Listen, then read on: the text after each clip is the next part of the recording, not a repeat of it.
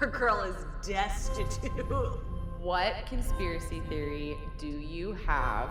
You're the Feyre. I'm Feyre. He hates Tamlin. He's also a bit of a petty bitch. And yet, she decides, let me just shoot my shot and see it. I'm like, girl.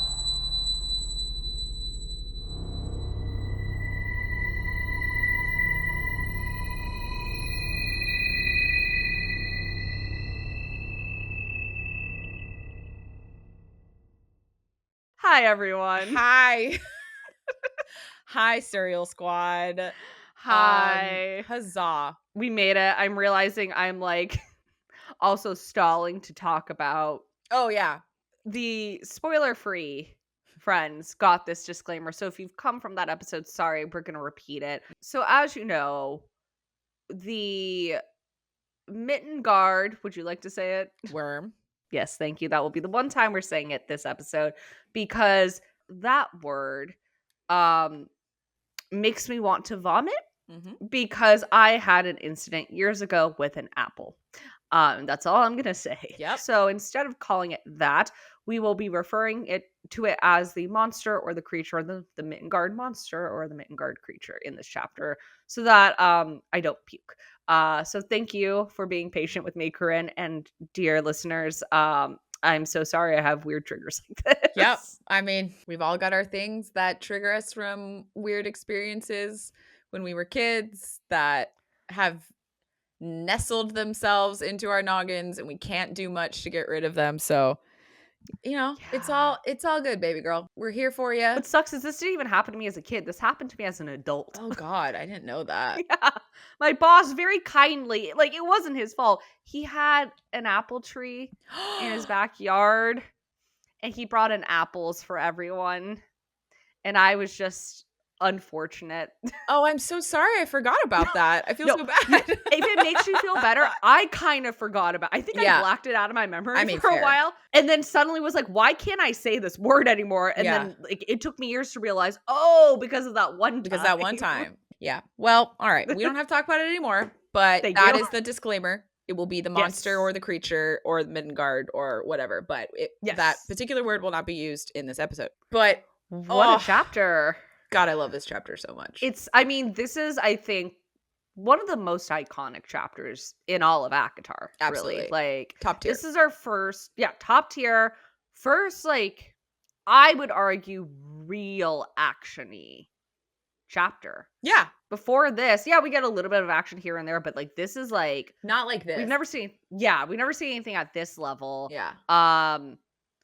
Amarantha is still a bitch, but also very cunty again. God. In this chapter. I mean, just this whole scenario. Well, I'm like, first off, this episode's going to be kind of interesting, guys, because Ariel and we really broke down language and all that kind of stuff in the spoiler free. And like, I know we've suggested it before, but I feel like for this episode, I would really encourage you guys go to the spoiler free because we're not going to dig into all of that as much in this episode. No. But we really dug into the whole sensory experience and all of that Sarah gives us in this chapter. Yeah. And we're not really going to repeat ourselves that much in this one. No. So if you want all that juicy content, please go and listen to the spoiler free.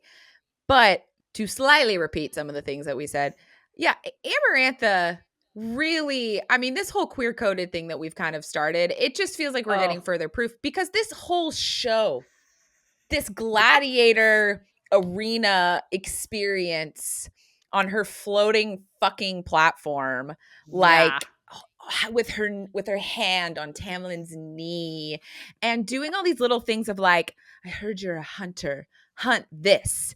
And then the whispered like, run. Like when the monster is coming up behind her, it's just like, it is so cunty. And then even later to just be like, well, I guess anyone could have done that.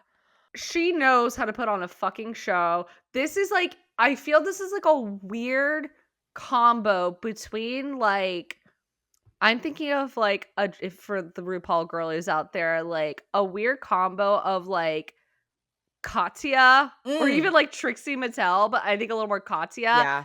And like, this is even the weirdest thing. Dr. Evil from Austin Powers being like, the sharks with lasers. Yeah. Like, this feels It like does. a weird combination. It very much does. It very much does. I actually never thought about how much this is giving Bond villain before. I Yeah. never thought about that. She's in a fucking lair, bro. That's actually probably more accurate that's than like- Dr. Evil. I mean, like think about like the Bond villains. Like it's always like in like on an island, in a mountain, in a like Yeah. it's very much giving that. And then like this extremely elaborate setup to try to kill somebody, right? That happens in like almost every OG Bond movie. Yes. Right. And oh yeah, it's very much giving that. Actually. Okay, you know what you just made me realize? Because What? like it's so funny to me how Amarantha is the only the big bad of Thorns and Roses. Like Mhm. she dead after this. Yeah. Yeah, I feel we talk about her sometimes more than we talk about Hybern. And I think it's because of, for lack of better term, like this cuntiness of hers, right? Like she is kind of, if you think about it, she is if a Bond girl was the Bond villain. Ooh. And there's something like weirdly appealing to that. I mean, like it's sexy as hell for sure. I would watch that movie. Oh, in a heartbeat. Are you kidding me? Can you imagine if it was like it's like the one that he is with for most of the film and kind of like seduces, he seduces her, she seduces him, and then all of a sudden at the end you realize like she's actually the one who's been pulling the strings of the villain the entire time. Somebody write this. Write it. Okay, TM, it's mine. I'm writing this Bond movie. I'm like, I'm a writer. TM. Trademark. Ours, hers. No one touch it. This is the poor man's copyright right here. Dude, that would be such a cool, sick Bond that would be movie. super sick. But I mean, I think part of the reason why we talk about Amarantha so much is because of this like diva-ness. But I also think it's because we get so much more of a character from her than we do of Hybern. Hybern's kind of boring by comparison. Like besides his just sort of like, yeah, he's a bad dude. Yeah. Like that's kind of it a little bit, which there's a level of terrifying that is attached to that's really all he needs, to be perfectly honest, because the things that he does is like so horrific. But like we really spend more time with like the human queens. We spend more time, like I just don't, and it's not like all of them are bad, but it's just like I don't know, we don't get a lot of like character. We don't get a lot of just sitting and talking with Hybern. I feel like we get like two scenes really over the entirety of the series where we're actually like in a room where he is speaking to people. The rest of the time he's kind of just this figure looming. He's this shadow, really. Yeah. But Amarantha, we get a whole character experience with her. And I think that's why we talk about her more, because there's not a lot to talk about with Hybern. Like it's just kind of like, yeah, he's a really bad dude. Well, you know what it is? Hybern is Fred Astaire, and Amarantha is Ginger Rogers, who can do everything Fred Astaire can do, but backwards and heels. Like, you know what I mean? Like, she truly can. Like, I'm sorry. To bring Fred Astaire and Ginger Rogers into this conversation is a crazy move, but I'm here for it. Rip King and Queen, but like, am I wrong? Like, I mean, she does it with flair. Like, she does it once more with feeling. Like, it's a show. It's a whole shindig. She's gonna put some glitter on it. Like, gonna zhuzh it up. Is it still evil? Absolutely. Is she a horrible person? 100%. But am I entertained? You fucking bet I am. Wow. Good job. Way to bring the Gladiator back into that. Way to like, that was a full circle. Wow. But yes, I think Amarantha, we just have so much more of a character with her. Like we just get a lot more description and just getting to sit in the same room as her. Like I think that's the biggest aspect. But like, wowie kazowie, does our girl just embarrass the fuck out of her? Like it's insane. She really fucked herself over with this one. Yeah. And like, okay, I'm actually looking at this quote up on my notes where, it's after Feyre's come in, she sees the trenches, blah, blah, blah. And Amarantha says, I took the liberty of learning a few things about you. Rhys told me you're a huntress, right? And it made me think, because like, obviously we know Surreal Squad, that like Rhys is trying to help our girl, right? He doesn't know yet they're mates, but he knows there's a reason. He's dreamt of her before at this point. Like he's seen the dresser and all of that. Yeah. Like Well, we we know kind of that. established that at this point, because when I went forward and read chapter 54, we learned that at this moment in time, Feyre is like a representation of like joy for him, right? Yes, like and hope. Some of her images and some of her things are what has been helping him like get through his experience under the mountain. Yes. She's his emotional support human at Yes. this point. So I wonder, because like he also has to like play the game, right? Of like he has to give Amarantha something, especially because she just called him the fuck out in the last chapter for being like, "Hey, didn't you tell me that Claire Better was the woman you saw in Tamlin's Manor, not her?" Yeah. And then he has this like I hate to say, but kind of bad excuse of like, "Oh, all humans look the same to me." So like at this point, I think we can safely assume he had to give Amarantha something, right? And part of me wonders if he told her she's a huntress to almost like get Amarantha to back off a little bit. Like I wonder if he almost tried to reverse psychology her a little bit. That's just speculation, but like it's interesting that he told her that. And I mean, Feyre even wonders how he even knows. Like, did he mind read her? I don't know if we ever get the answer to this. Yeah. But she does not know how Rhys knows. Yeah. So I think he knows because of the visions that he got over time. Oh, yeah. Because I think he even says that like one of the visions is like he sees her in the forest, like killing. Remember, there were many moons ago, there was a chapter we were reading where she had a dream of hunting and she saw a shadow. A shadow. And we think it was Rhys. Yeah. Oh no, that's how it. That's how. Yeah. Yeah. Okay. That's look at her planning these little Easter eggs. She's so good. So good. I actually love this idea of thinking that Rhys was just kind of like, okay, how is there a way where I can like this sort of double piece of information that can kind of like get Amarantha off my back, but actually end up helping Feyre. Yeah. And like that does feel very Rhys. That feels like a So Rhys move to just be like offhandedly mention something and then internally be like, she's gonna kick ass. Exactly. And I mean, to be fair, like there's just no way he could have predicted it would be the first trial would be this. Well, there's no way that he also could have predicted that she would have succeeded so well. You know what I mean? Like I genuinely feel like this portion on page, 324 when she's gotten herself all in the mud, right? And she's trying to like, distract the creature. And the fairies are like, what's it doing? And Rhys is like, like the Midgard relies on its scent to see, and Feyre just became invisible. Like I do genuinely think that this is a moment of like he is just so fucking impressed right now. My heart swelled. I know so much because I'm like, he's so proud of her. I know. Well, and also like speaking of Easter eggs, like we brought this up in the spoiler free, so I'm not going to talk a ton about it, but like it just makes, as a writer myself, and I know I write in a very different medium, but like it never ceases to impress me or end to impress me, like that Sarah will be so intentional with her words to convey, like in a very subconscious way, convey things. Because one thing I noticed we talked about in that episode is like all the other fairies, when we get these like little random lines from like the fairies watching, they refer to Feyre as it. They don't see her as human or really sentient at all. And the only fairy to use a pronoun for her is Rhys. He says she just made herself invisible. Like she's building a trap. Or she's building a trap. Yes. Like that is, if you're reading from a first time stance, like you probably won't clock that I certainly didn't the first time I read it.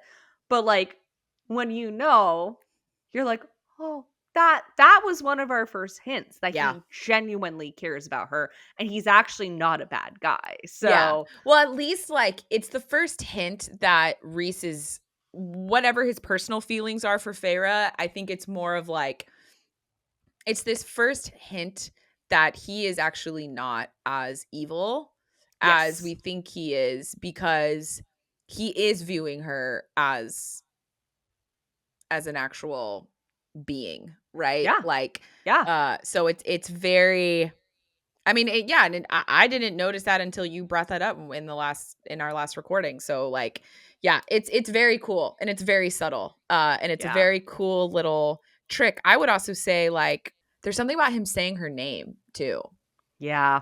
that is very, it's very intimate. Is this the first time he said her name in the book? I think it might be. I think it might be. Because before she gave her name as Claire. Yeah. So he wouldn't have. No, this is the first time. Oh my god, that makes me even happier because he says it with such pride, you know? Like, at least that's how I read it. I was gonna say, like, I mean, we're putting that I pride in there, know. but yeah, I no, know. But yeah. his eyes twinkled. Yeah, I know. His violet eyes twinkled. Well, and actually, it was so funny because I wrote the quote down of that. His violet eyes twinkled. I made an obscene gesture before I broke into a run, heading straight for the monster. Yeah. What I wrote that quote down and I just went adorable in my notes because this feels like such a Feyre Rhys. Like they continue that style of relationship like throughout the books, right? Of just this like him kind of being a little like mischievous, flirty, and her in some kind of situation just like, dude, I don't have time for your little like hot twinkliness right now. Yeah. Okay. I don't have time for that. So fuck off, you know? And I love it. It's like that little sentence is like, and this is how they are for like the rest of the series. I think this is why, honestly, Rhys and Feyre, out of all the romantasy series I've read, they're one of my, if not my favorite couple, because I just love that type of dynamic where it's like, the sassy, kind of flamboyant dude who's gonna like take care of business in his own way, but it's a little more I mean, he's obviously a warrior too, but like Rhys to me is more of a like he's really good with his words. He's more of a diplomatic, I guess for lack of a better term, like leader. It's kind of silver-tongued. Yes, exactly. Whereas he's very like mercurial in the sense, I mean, like language wise. Yeah. Whereas Feyre is very active, like she's a doer. Like she's gonna like, I mean, she does go straight into battle on multiple occasions, even when he tells her fucking don't. Yeah. And I just love, and like he'll, even when he's like, hey, I asked you not to do that, there's still this like pride he has of like, watch my girl go. You know? It's funny because even when they get to the point where Feyre is kind of having to do some more of these like diplomatic style conversations, she's the one who is not, she's not very good at it. She's kind of a straight shooter, right? Like she doesn't I mean, I think it really hangs on her what she ends up doing to Tarquin. And so it's like, it's fascinating. And even as we're talking about it, I'm realizing like, I would say stereotypically, the roles that they hold, I feel in other books would be different gendered. Like, I feel like stereotypically, the style in which Rhys goes about things feels very female. And I feel like the way Feyre goes about things feels very male. And that's never hit me like that before. I mean, and like Rhys is like still the ultimate warrior. His power is insane. Like what the man can do, what the male can do is absolutely like can turn people to dust. Like, holy shit. And we obviously know he's an incredible fighter. The fact that he can actually spar and keep up with Cassian and keep up with Azriel, like obviously he's a skilled fighter. But the thing with Rhys is it's the last thing he wants to do, right? So he's going to do as much as he can with his little words and his little smirk and his little hands in his pockets and his little flicking of dust. Like he's going to do all of his little things, right? And a lot of his power is actually mind power. Like the misting, for example. He just thinks does it with his mind. Someone's missed. Which is terrifying. Fucking terrifying, but also hot. It's very No, it's funny because like when you're saying the roles would normally be flipped, the other couple, and it's not a perfect 1-to-1 ratio, mind you, but the other couple, who is actually my other favorite couple in romantasy that I thought of, where I think it is the more traditional roles in its own way, is actually Xaden Ryerson and Violet Sorrengail from Fourth Wing, right? Whereas I would say Violet is actually in a lot of ways more like Rhys, with like the way she's able to be like diplomatic with her words. And Xaden, I think, is a little more of a doer like Feyre is. Again, it's not a perfect 1-to-1. Yeah. But I think, I mean, like you could squeeze it in there.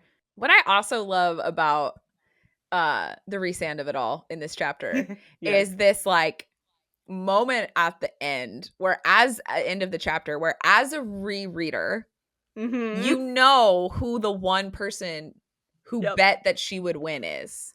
It was so hard for me to not say that in the spoiler free. Yeah. I was like, I wonder who that I wonder is. who that is. And it's so good because I love the annoyance of Amarantha Mhm. and how she literally like, Rhys, come here. Like Yeah, she I like was gonna calls say. him over.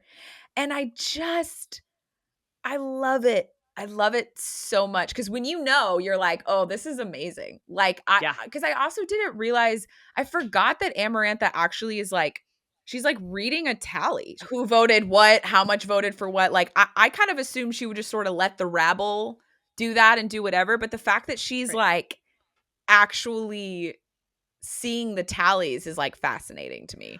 Well, and this I think kind of bolsters a little bit my theory that Rhys purposely told her she's a huntress Yeah.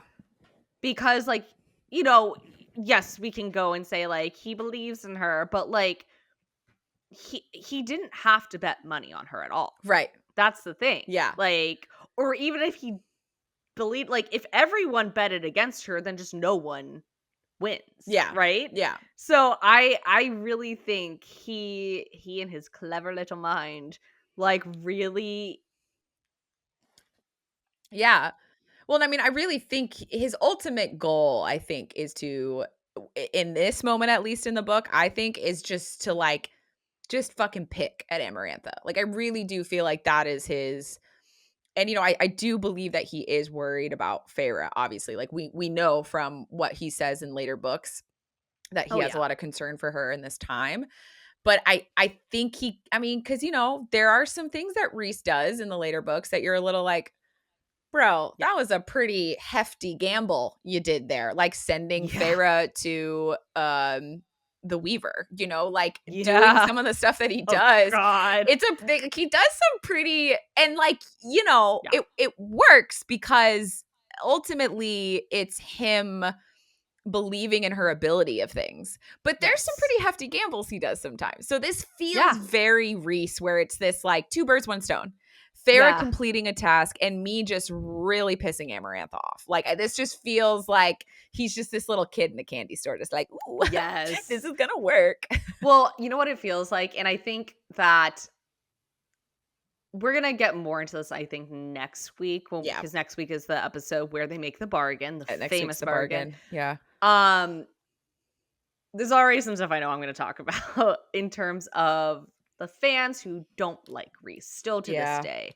Um, in theories that I heavily disagree with. Yeah. But I think one thing I could maybe understand for people who don't like Reese is like, yeah, you're right. He does gamble a lot with Feyre's life, even after she becomes Fae, right? Or even before. Like, this is a big gamble. Yeah. To me, what it feels like, this is like, I feel like maybe a very specific uh thing, but like it reminds me of like I've had the experience of, especially in college, of like being in a class like with a script, with a film, and like a professor picking it apart, right? And I remember being like, why is this professor like really just like tearing Oh, this apart? And then realizing, oh, it's because they really believe in this yeah. project Yeah. and they actually wanted to succeed. And they were like 9 times out of 10, they were actually right to like pick it apart. And this feels like a weird version of that, of like by Rhys gambling so heavily on Feyre, whether it's in this chapter or the Weaver or whatever, he is going, I believe so much in you that I believe you can kind of do the impossible, Yeah. right? And that, you know, I can understand why people would find that very uncomfortable because they are dangerous. It's not a professor criticizing your work. It's, you Right. know, someone playing with your life. Yeah. But I don't know. It's kind of, to me, in some ways, the ultimate compliment because it's like, I believe in you more than, and I don't think Reese would have sent anyone else to the Weaver, Yeah. honestly. Yeah. Like anyone he didn't want to die, at least. Yeah.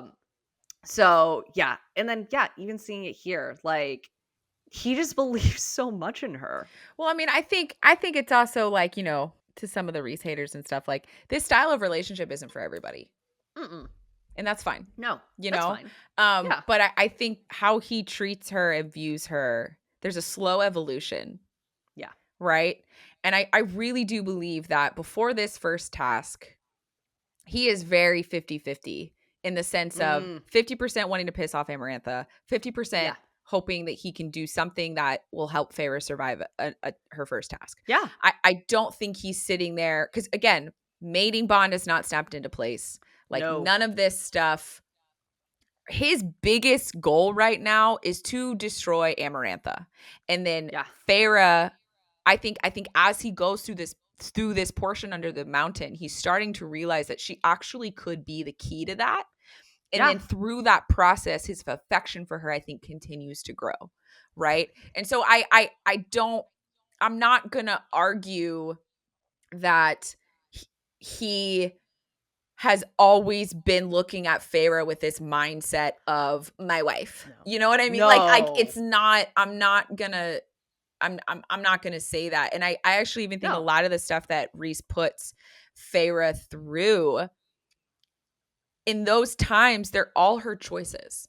Yes. And I think for him, he does a lot of stuff for Feyre that is purely like, do you want to see if you can accomplish this? Do you want to see if you can do this? You know what I mean? And so I think that's the kind of difference. I feel like some people get really hung up on, like, oh, he's been a bad boyfriend, like, from the beginning or something. And you're just like, Yeah. that's not that's not the No. conversation. That's not what we're talking about. And like I started this statement in, is that this kind of challenging relationship is not for everybody as well. So Right. it's like, it's this combination of, like, you can't be viewing how he is as a partner to Feyre from how he treats her in the beginning of the book, from how he treats it. Like, that's there. It's a different story that happens, you know? Right. Rhys's romantic feelings for Feyre, I don't think truly begin until the end of this book when the mating bond snaps. I actually think it starts before that. His romantic Okay. feelings for her, I Yeah. think it starts Okay. before that. I think he already kind of almost has this, like, kid-like crush on her Yes. because of what his visions of her, right? She's been Yes. his source of joy. He's been his source of things. So I think he kind of has this, like, kid-like crush, and also this sort of, like, reverence for what she has Yeah. represented for him. And I Yeah. feel like that's how he feels about her. And I think after the first task, seeing how she does, I think all of Yeah. a sudden it starts getting a little like, whoa, okay. And then I think Yeah. it slowly turns into this almost like annoying respect he starts having for her. Yeah. And then I Yeah. think it's this slow build. And so Yeah. I think he has romantic feelings for her that he's pretty ready to just, like, and I think he says this in chapter 54 in Mm, Wings of Ruin, but, like, he has romantic feelings for her, but I think he's pretty ready to just kind of, like, has to go to Valeris. He has to focus on his people. It's like he's right. not gonna, and I think when the mating bond slips into place, that's why he's like, fuck, because Yeah. it's like, oh shit. But I also think that there is proof that he already kind of has a crush on her, because Yeah. this whole, in the bargain, so I'll save some of this, but in the bargain, Right. she has to come to him. And That's so true. No, I you're think right. that's his personal little, like, Yeah. Yeah. Yeah.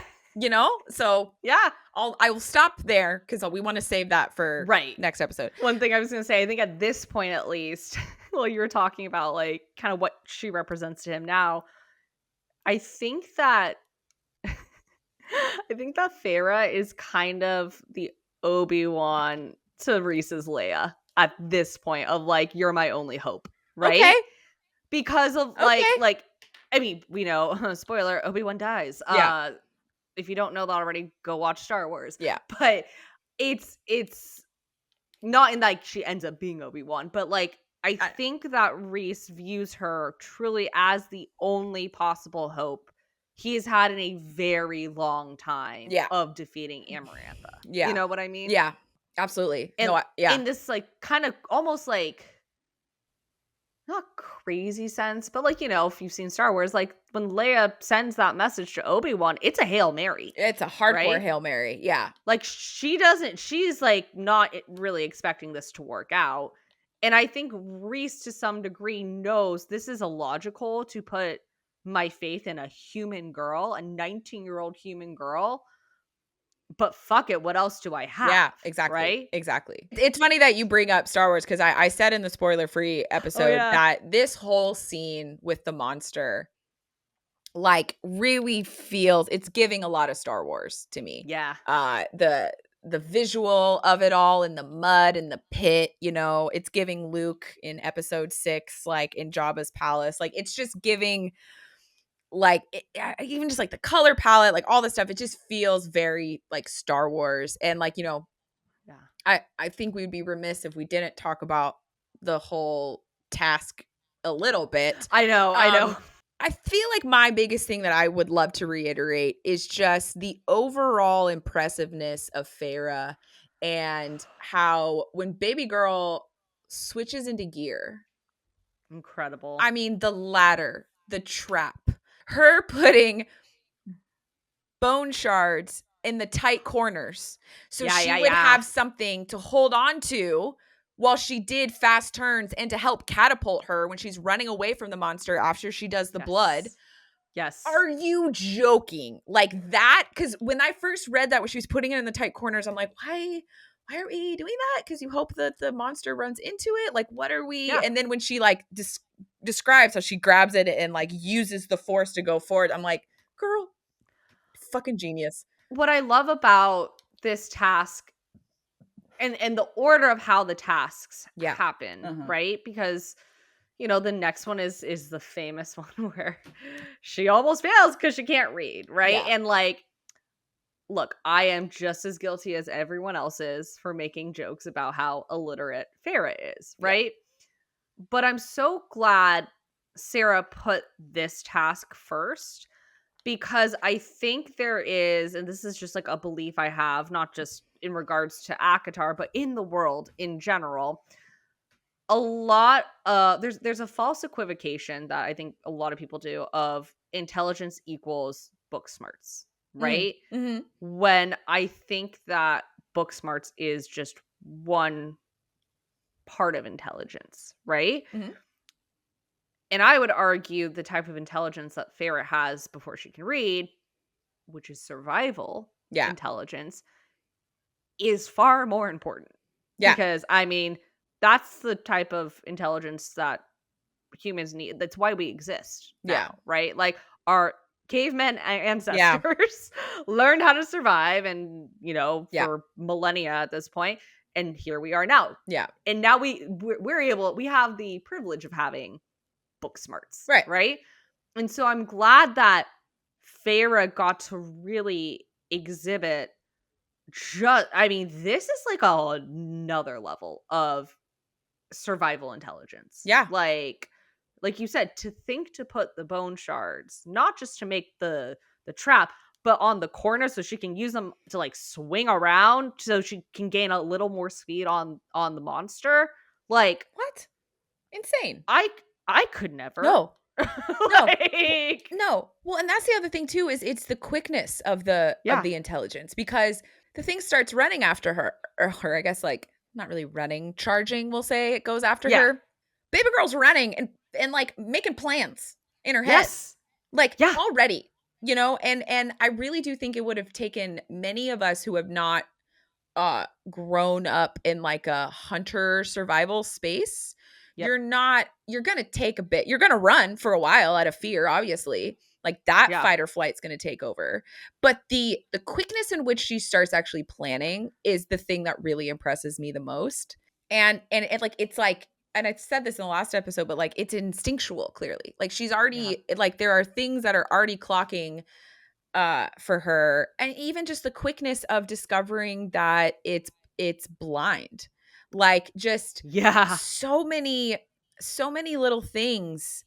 It's like, it's so impressive. Well, one of the things I was thinking while reading this chapter is I'm like, this chapter is so much shorter than I remember I know. while reading it the first time. And mostly because of how quickly she realizes things like it's blind. If I coat myself in mud, it won't smell me because it can only see through scent. Like I was shocked how quick she realizes in pretty rapid succession all of these things. Yeah, it's a short chapter and it's like kind of surprising. I know because the impact of the first time reading it really sits on you and hangs with you because it's just so kick-ass that I think that's why it feels like it takes so much longer.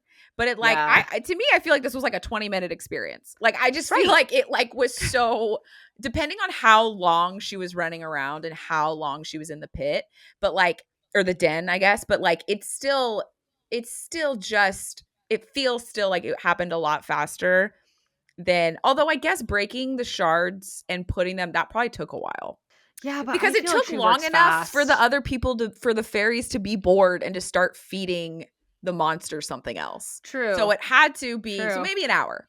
But still, Yeah. pretty fast. At most. Yeah, and the one thing I would say in response to you kind of talking about like you're so happy that Feyre got this as like a first task. Yeah. I too am happy that she got that, but I also think that the second task Yeah. Amarantha did in response to Yes. how well she did in the first task, right? Absolutely. Because she's Yeah. embarrassed and she realized that she underestimated the fuck out of Feyre. Yeah. Because she knows she's illiterate, doesn't she? I was gonna say, I think she does, and I forgot how, so I'm really curious to be reminded how she figures that out. Yeah. Yeah, I don't remember. as far as we know, I mean, unless Rhys saw it again through the visions he had of her, I don't know how he would know she's illiterate. And I don't think that'd be information he willingly offered up to Amarantha. So Right. maybe something happens at the party, because I know that comes first. Yeah. Maybe. But something. Maybe. One thing I did want to talk about. Yes. God damn. Dude. Tamlin. I feel like I'm like that like teacher who has that like trouble student. Yeah. Who I keep just being like, you disappointed me again. You keep like really hoping that they're gonna clean up their act. Right? And that they're gonna like they're gonna come to class and they're gonna have done their homework, or they're gonna come to class and they're gonna just be quiet for one period. Like, yeah, 100%. And I mean, the irony is, the problem is Tamlin is being quiet. Yeah, like, dude. Like, just and we talked about this in the spoiler free, so I don't want to like and actually like stand by everything I said in that episode. In fact, I'm gonna double down on yeah, go for it. Like, yeah, please.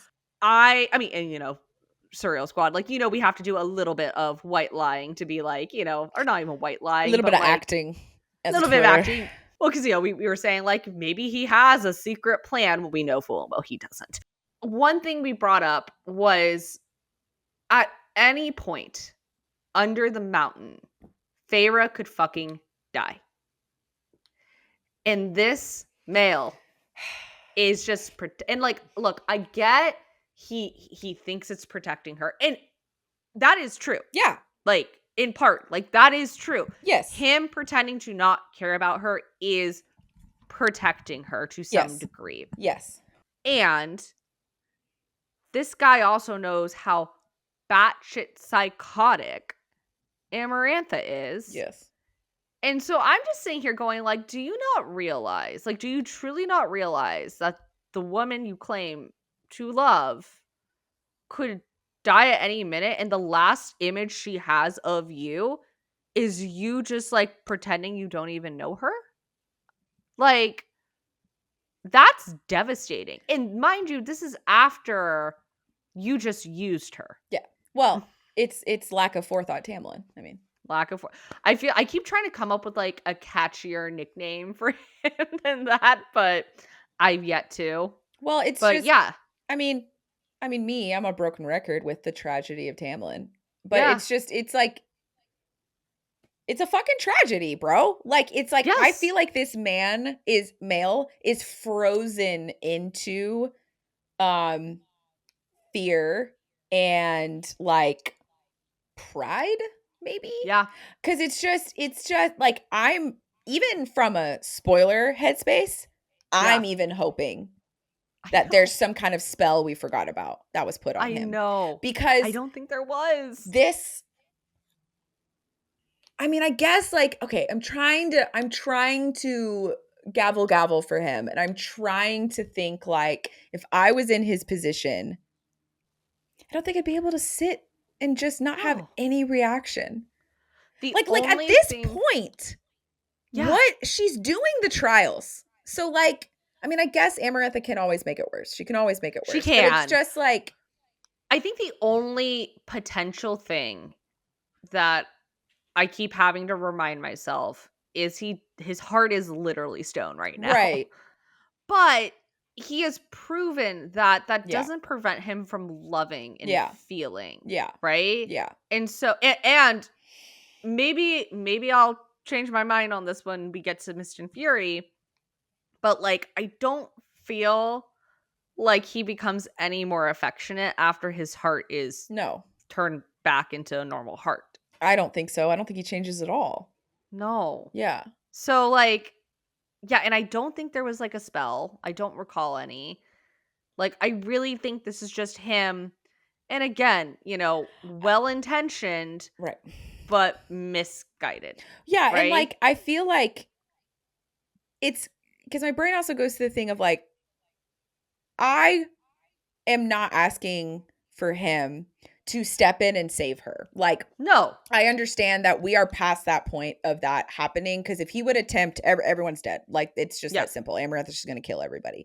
Right. Or a level of torture that we had not even thought possible was going to start happening on Feyre and Tamlin. So it's like, Yeah. that's not what I feel like you and I are really talking about. It's just like any kind of reaction. Like, Yeah. anything. Because like this whole moment at the end of the chapter when she kind of talks about how like she looks at Tamlin, right? And she's like, his green eyes were bright, and though his face was deathly pale, I could have sworn there was a ghost of triumph on his face. And I'm Yeah. so sorry, you guys, but like it was really hard for me to not think about women who are in abusive relationships. Yep. How so much of their validation Mhm. or is given or read through body language, eyes, all this stuff because there's not a lot of this verbal stuff happening. If it's the type of Yeah. abuse where it's not like a love bomb kind of like relationship, if it's Right. like a slightly different, if it's a more like actually verbal abuse relationship, but Yeah. it's just like this is so sad to me that she has to search for like shade changes in his eyes to get Yeah. literally anything. Like it's Yes. like what would happen to Feyre? What would Amarantha do truly if he like smiled at her? Like what would happen? I mean, I mean, we don't know gavel obviously, gavel. but To be honest, she could fucking Claire better her, well, so that honestly. Like, I mean, I'm glad you're saying that though. Like these are the yeah. thoughts I'm having of just because like then that already I'm like, okay, then maybe because you're right, actually, maybe it would get Yeah. worse. So this is the complication here of that. It's like our little romance hearts are like, give us fucking something, bro.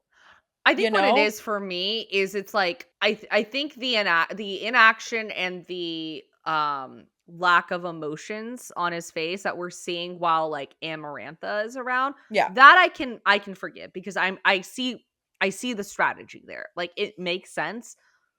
Where it gets hard for me to forgive is I'm like, okay, Tamlin, what are you doing behind the scenes? Are you trying to figure out how to solve this riddle and slip the answer to Feyre? Or like, right. are you trying to figure like what are you doing? And the reason I don't believe he's doing anything is because the Yeah, few seconds he gets with her in a few chapters, all he tries to do is fuck her. yeah, And I'm like, that to me, that speaks volumes. He has done nothing, yeah, nothing to try and get them out of the situation. yeah. Well, and what's hard too is like he doesn't even do that till after the second task. Yeah. That happens right before the third task. Yeah. After he almost just watched her almost die twice And his and friend almost almost watched his died. best friend die. Yeah. Yeah. It's pretty hard, really. Yeah. And we just brought Lucien up. Yeah. Lucien has Homie. now risked himself twice. Yeah. Actually, 3 times. The first time when he wouldn't give Amarantha Feyre's name. Second time, he goes to fix Feyre's nose. And then in this chapter, when he says, to your left. 3 times. This is a man who is not in love with Feyre, who in fact kind of hated Feyre at the beginning. And yet he is willing to put his ass more on the line than Tamlin is, who is the High Lord, mind you. Well, I mean, okay, gavel, gavel. Because it's Sure. like, something we talked about in the last, in the spoiler free, Yeah. was just that Lucien can move a little bit more freely or act a bit more freely when it comes to Feyre than Tamlin can. Yes. So Yes. there's also sort of this like hope of like Lucien is the mouthpiece, right? Right. That he's like the representative Tamlin because like Yes. imagine if Tamlin had Right. yelled to your left. Oh, Imagine what would have happened, let me clarify. I'm not expecting Tamlin to do the types of things that Lucien Yeah. has done. Yeah. I'm just expecting him, if Lucien is going to make such major risks, Yeah. I'm expecting Tamlin to give at least a little something. Yeah, yeah. And Yeah. it can be in very covert ways. Like I said, like instead of just trying to fuck Feyre, hey, maybe could have been trying to solve this riddle the Yeah, whole yeah. time and Talk slip about her the the riddle answer. together. Exactly. Yeah. Yeah. Like something. And he gives nothing. That's one of my favorite moments actually, and I remember one of the first times reading the book. Rhys's anger I at know. Tamlin is so good. So good. It's so good. And I remember it like because a lot of people are like, "Oh, like, yeah, Rhys forced a kiss, blah blah," and you're like, "Yeah, to clean up the mess that Tamlin made by fucking up the paint on her face." Like, And to literally what? mask Tamlin's scent. Exactly. Like there's a lot of shit going on here, guys. But yeah, I'll never forget how much I enjoyed Rhys's anger because I remember the first time I read the book and Tamlin did that. That was the first time. Well, besides this whole quietness, I remember that Yeah. was my first time in the first time I read it where I was like, "What the fuck, Tamlin?" Same. Like, and that was when I liked him. That was when Yeah. I was like into him, and then I remember being like, "Wait, what? This is what you're What are we choosing? What doing? the fuck?" Yeah. Well, and I think Rhys's anger, because we find out about his anger in Mist and Fury, right? Like, Yeah, I I don't think it's chapter know. 54. I mean, now I am kind of curious if he's like, Well, because from what I remember, and maybe I'm wrong, I think he's mad for two reasons. And the first, obviously, is that he had to, like that Tamlin would be so reckless, right? And yeah, he risked Feyre's life, he risked his own life, and then Rhys had to clean it up. But then, and maybe I'm making this up, I feel like I remember Rhys being upset that his first kiss with Feyre yes, was those circumstances. And like yes, he is completely justified yeah, in feeling angry about that. yeah, Because even though yes, he doesn't know they're mates yet, like you said, I think you're totally right earlier when you're like, no, he definitely has romantic feelings for her. Definitely by that point. He just doesn't yes, know they're mates yet. yes, Um and yeah, I would be fucking pissed too. And I'd probably be pissed like in hindsight later on once I realize, oh, that's my fucking mate. yeah, And my first romantic gesture to her really yeah, was to clean up her boyfriend's mess. yep, Like, yeah, who, by the way, is my enemy who killed my parents. yep, Like, okay. So yeah. it's No, I forgot that Rhys was upset that that was like his first yeah. kiss. No, it's so fucked. And like, I think, we can keep saying lack of foresight Tamlin for sure, but like I'm not expecting Tamlin to be as clever as Rhys, right? Mm-hmm. Like No. I don't think anyone, maybe with the exception of Lucien, because I have some theories about Lucien. I think he's more clever than he lets on, honestly. But I don't think really anyone is as clever as Rhys. That's sort of his whole thing. But what I do expect from Tamlin is to try more than he's trying currently. Yes. Yes. Absolutely. And Absolutely. there's multiple ways to try. Like, it doesn't have to be he's showing he's scared or he's shouting to your light. It doesn't have to be those things. He could be doing things in secret and he Yep. just isn't. What he's doing? He's repeating the pattern that he's already done during the 7x7 curse Yep. of, well, there's nothing I can do, so I'm just going to sit back and wallow in my self-pity. Yep. Rhys does get upset in the moment. Oh, he does. Okay. Yeah. He gets rid of Tamlin and then in front of Feyre, he's like, "You're both fools. How did you not think that Mm. someone would notice you were gone? You should thank the Cauldron Lucian's delightful brothers weren't watching you." Oh God, I can't. I'm not gonna say anymore of what happens after that. Oh my god. But he Yeah, no, does, he it's does, he does get a little upset. And I'm sorry. I was yeah. listening to you. I was just No, also I like know. reading, like looking for that. But no, I mean you're right. This is the Tamlin that we've seen. This isn't out of character. No. It's just No. disappointing.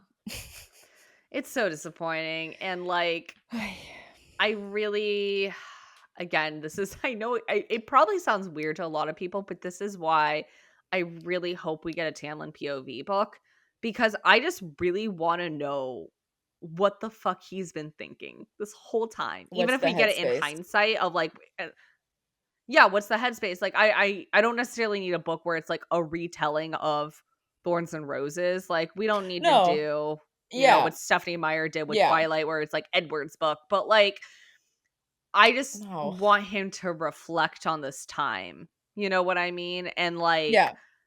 really, really show us, like, "Okay, buddy," like you said, what was your headspace? Like, what were you Yeah. thinking? Yeah. And like it doesn't need to Because be, it can be a bad headspace. It can be, I thought if yeah. I just stayed straight and clear that, by some miracle, Pharaoh would succeed, blah, blah. I was, what, like, it can be not the greatest headspace, but it's same. I just want to know. I want to know what it was. I want a Tower of Dawn, but Yeah. Tamlin's version. Yeah. That's what for the Throne of Glass girly is like that's what I am wanting Yeah. because won't say the name of the character. Like I will say I forgave that What a character. feat. What a feat. Like and as we've established before, I really did not like that character for a long time and ended up liking them by the end of that book. Yeah, but, like, what a feat it would be for Sarah to do that with Tamlin. Like, that would be really I hard. think it'd be way harder Oh, totally. because the Tower of Dawn character, like, yes, that character fucked up, but But many of us not like still kind of this. had some kind of love for him, Yeah. Like, he was pissing me off, but I Yeah. still just because of, like, the side of the line that he was on, like, he was still sort of on our Exactly. side, so you still kind Yes. of feel like, but it's just where Tamlin goes. I mean, you end up Yeah. I think you end up landing in a place of, like, severe sympathy for Tamlin. I do think, I mean, I think it depends on the person, honestly. but yeah, yes, but like where we end up. Like I feel like the last time we see Tamlin, is him like saving Rhys, right? And That's true. so Yeah. there's this sort of moment there. But I just think that'd be such a hard. It's going to be a hard task if she does that. I think if Well, anyone could because accomplish it, it'd be her. But oh, yeah, absolutely. I think the difference between the Tower of Dawn character and Tamlin is, well, the Tower of Dawn character fucks up. It's in like he wasn't an abuser. he wasn't an abuser. I still think he fucks up. I mean, Oh no, he you fucks know, up so hard. He should never should have gone to Hybern in the first place. He should have well, believed Feyre's. and I mean, at the bare minimum, because we won't get into it until we get to Akamath, but like, I think it's been said a lot. Like, it's a little understandable that he wouldn't believe Feyre's letter because, the last time he saw her, she couldn't read or write. So there is that. But I think where it's hard for me still to forgive some stuff that Tamlin did is like to get back Feyre, he teamed up Yeah, with a tyrant who wants to enslave people. yeah, it's so dumb. That's really not Lack of you foresight, can't Tamlin. lack of especially for a guy who's like touts around how much he's against slavery. It's like, Yeah, okay, but you yeah, do this like yeah. No, no. Anyway, Anyway, so yeah, so this chapter ends with her arm real fucked up, and busted. now we're gonna get the infamous bargain chapter next. Getting that bargain, which gonna have a lot to say about that bargain, I think. So Yeah, I'm excited to get to. I'm excited to reread it me too. in all the details now knowing who Rhys is exactly to Feyre Yeah, and also knowing he doesn't know that yet. Neither of them know that yeah, yet. So real excited. yeah. It's exciting. Next week, your guys' chapters are chapter 37 and 38. That'll take us through not only the bargain, but also the scene where Feyre has to, I think it's sort lentils from the From ash. the ash. Which what a Why lentils? I don't know. Yeah. Yeah. Very bizarre. Yeah. So yeah, that's the reading for next week. We would love it. The mother will bless you Mhm. if you rate, review, and subscribe to us on Apple Podcasts, Spotify, and YouTube. We'd also love if you hang out with us on Instagram and Blue Sky and TikTok.